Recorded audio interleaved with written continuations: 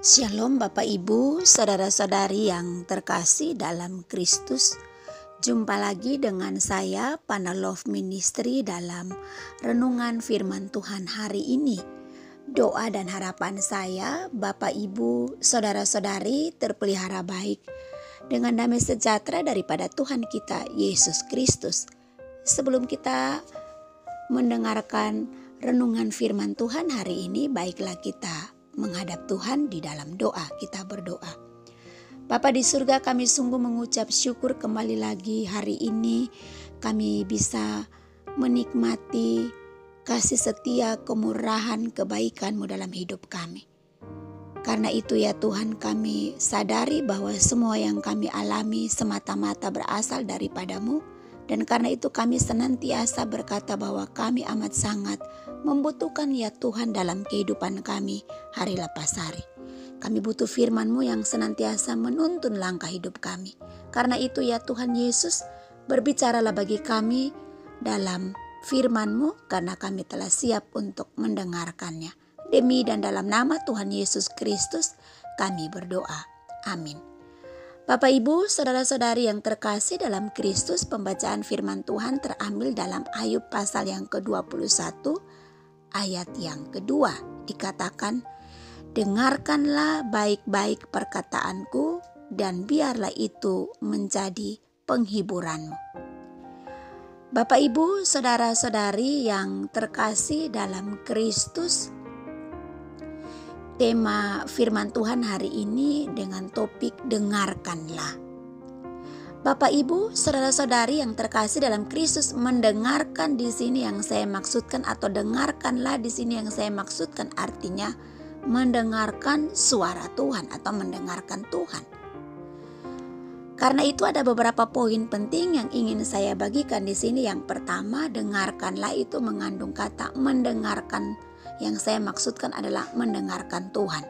Poin yang pertama adalah mendengarkan Tuhan. Mendengarkan Tuhan adalah seperti otot yang perlu dilenturkan untuk menjadi lebih kuat. Karena itu diperlukan disiplin yang dapat kita gunakan untuk mengecilkan volume suara-suara di sekeliling kita dan memperbesar volume suara Tuhan. Nah, hampir setiap saat, setiap hari puluhan tuntutan yang berbeda itu senantiasa bersaing untuk mendapatkan perhatian kita. Misalnya, pimpinan kita berkata, kerjakanlah ini sekarang. Media sosial berteriak, lihat di sini. Orang-orang yang kita cintai berteriak-teriak meminta waktu kita. Dengan semua suara ini mungkin sulit untuk mendengar tuntunan Tuhan yang hening. Yang kedua, mendengarkan Tuhan artinya bahwa itu merupakan sebuah disiplin rohani. Ini adalah otot yang perlu kita lenturkan untuk membuatnya lebih kuat. Diperlukan disiplin latihan yang dapat digunakan untuk mengecilkan volume suara-suara lain yang mengelilingi kita dan mengeraskan suara Tuhan. Nah, karena itu dibutuhkan yang namanya latihan mendengarkan ya Tuhan. Dan ini tentunya bersifat rohani. Karena latihan ini menumbuhkan jenis pendengaran yang berbeda. Seperti yang dikatakan dalam 1 Korintus 2. Allah tidak dapat dilihat dengan mata biasa atau didengar dengan telinga biasa. Tuhan hanya dapat dinyatakan melalui Roh. Karena itu Bapak Ibu, saudara-saudari yang terkasih dalam Kristus, kita dapat berlatih untuk mendengarkan Roh Allah dimanapun kita berada, termasuk di tempat kita bekerja. Bruder Lawrence, seorang biarawan abad ke-17, dia berkata belajar berhubungan dengan Tuhan melalui pekerjaannya sehari-hari. Ketika ia bekerja di dapur biara, Bruder Lawrence melatih dirinya untuk melihat pekerjaannya sebagai sesuatu yang ia lakukan bersama Tuhan. Ketika ia mencuci piring, ia berpikir tentang betapa ia mengasihi Tuhan dan betapa Tuhan mengasihinya. hal ini mengubah pekerjaannya menjadi sebuah tindakan doa. Sesuatu yang dia dan Tuhan lakukan bersama. Karena itu Bapak Ibu, saudara-saudari yang terkasih dalam Kristus, berlatihlah untuk mendekatkan diri kepada Allah dan melibatkan Dia di dalam dan melalui pekerjaan atau pelayanan kita. Bapak Ibu, saudara-saudari yang terkasih dalam Kristus, hal ini juga saya bersama dengan suami senantiasa mempraktikkan itu. Kami lagi belajar untuk membangun mezbah setiap hari. Di pagi hari, entah ke jam 3 subuh atau ke jam 5, kami belajar untuk taat, mendengarkan Allah berbicara kepada kami secara pribadi melalui kebenaran firman Allah yang kami baca rutin. Dan disiplin yang kami bangun adalah rutin membaca firman Tuhan dari Perjanjian Lama dan Perjanjian Baru.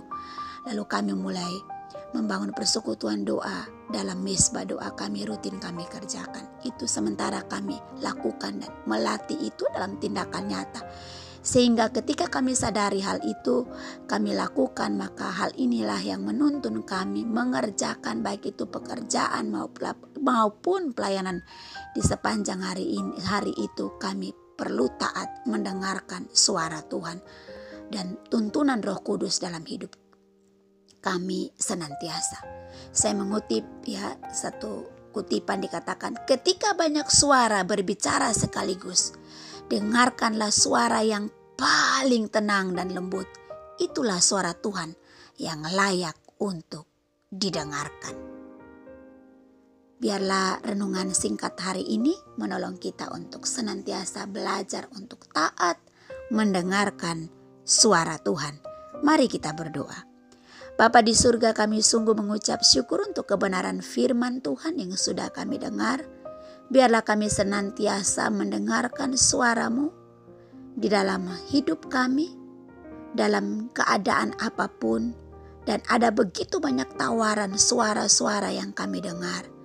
Tapi biarlah kami memilih untuk belajar tenang dan belajar untuk mendengarkan suara-Mu dalam ketenangan, dan dengan lembut Engkau berbicara, menyapa kami, menegur, menasihati kami, dan belajar tunduk kepada pimpinan Roh Allah dalam hidup kami. Terima kasih ya Tuhan untuk kebenaran firman-Mu. Biarlah Roh Allah menerjemahkan itu di loh hati kami masing-masing, sehingga kami mampu mengerjakan dalam kehidupan kami hari lepas hari.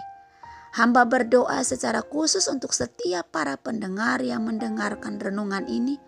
Allah lawat dengan mencamah setiap hati masing-masing, sehingga ketika mereka mendengarkan suara kebenaran firman-Mu hari ini, dijamah untuk mendengarkan, belajar untuk merenungkan firman Allah, belajar untuk berdoa, belajar untuk membangun persekutuan yang karib dengan Tuhan, belajar untuk mendengarkan suara Allah yang lembut dan tenang itu meneguhkan hidup kami.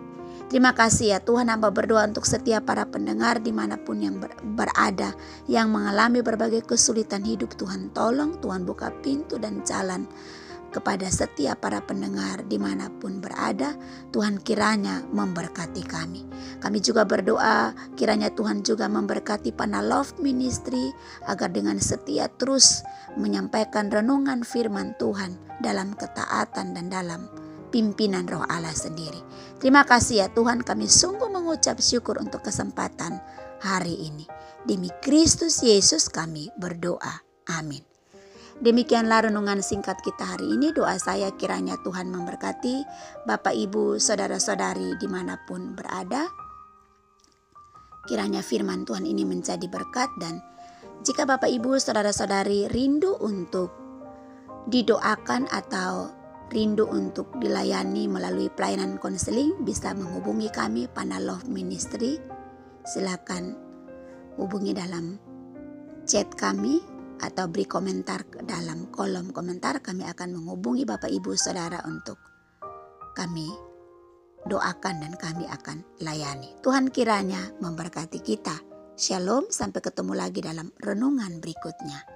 Amin.